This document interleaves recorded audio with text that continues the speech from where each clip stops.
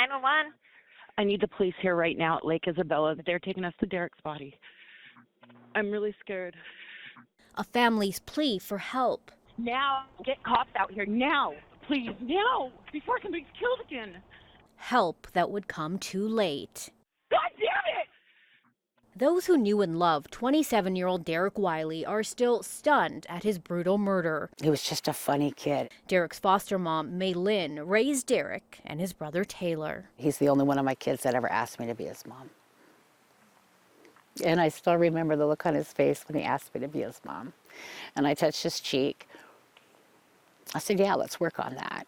Derrick struggled with addiction and was no stranger to local police. He would routinely disappear at times, but when his family hadn't heard from him in weeks, they decided to go to police and file a missing persons report. Police initially did not take the report, saying there wasn't enough information and Derrick was an adult. But I wasn't surprised by it because I know it's a systemic issue for our people. Statistics show Native men make up 75% of all Indigenous homicide victims. Our men, they're missing and murdered too. It seems like they keep being just left out of the conversation. They're always talked about in the deficit. It's also asking, well, were they drinking? Are they an alcoholic? Are they a drug user? Abigail Echohawk is with the Washington State Task Force for Missing and Murdered Indigenous Women and People. It is a common story for police departments to not take the missing persons reports of Native people. That's why our people have become experts at finding our own. With no police support, that's exactly what Derrick's family did.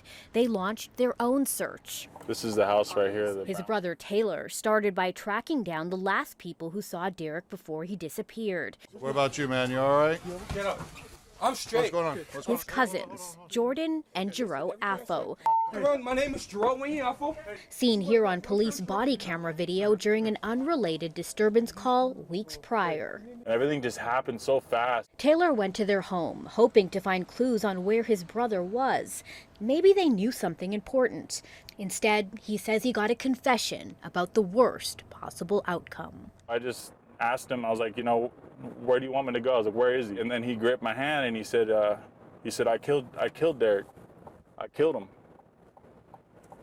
And as everything just kind of went numb. Shaken, Taylor went to the Shelton Police Department for help, where he gave them this statement detailing Jero's confession. He's like, I just choked him.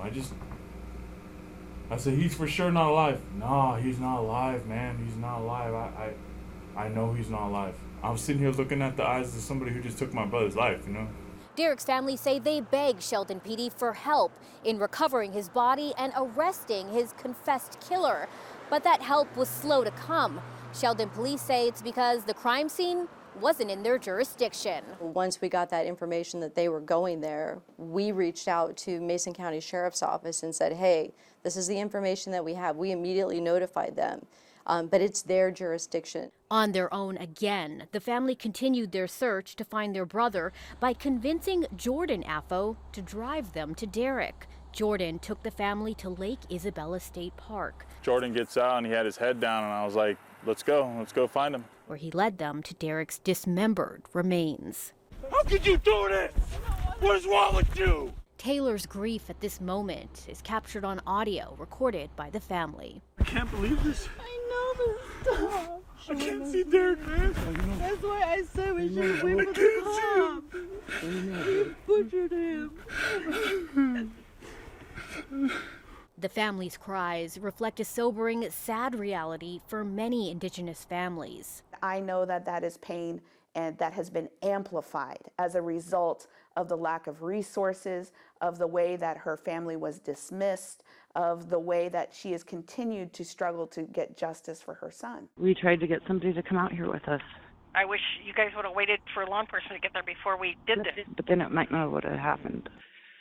Got 5 officers and 1 canine. That'll be us tracking. Roughly 2 hours after Jero's confession. I can't see the body. He's somewhere underneath these logs. They hit him in the little, water area. Body camera video shows police finally arriving. Well, we're not really looking. We're waiting for the crime lab to get out here, but he's in pieces out here. Jordan and Jero Affo were arrested that night. Because she's praying up and he's praying down, right? These days, Malin's grief has a physical form. Morning prayers for our missing and murdered is one of the stone sculptures that we just had installed. Stone carvings she created while grieving Derrick now occupy a very public space in downtown Seattle.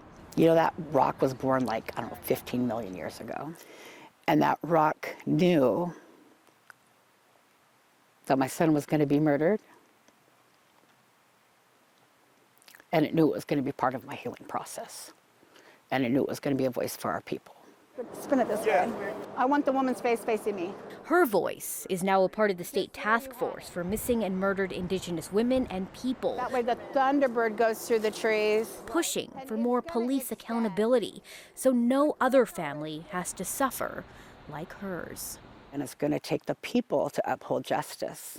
The people to say, no, we want accountability and we want it now. For Facing Race, I'm PJ Randhawa.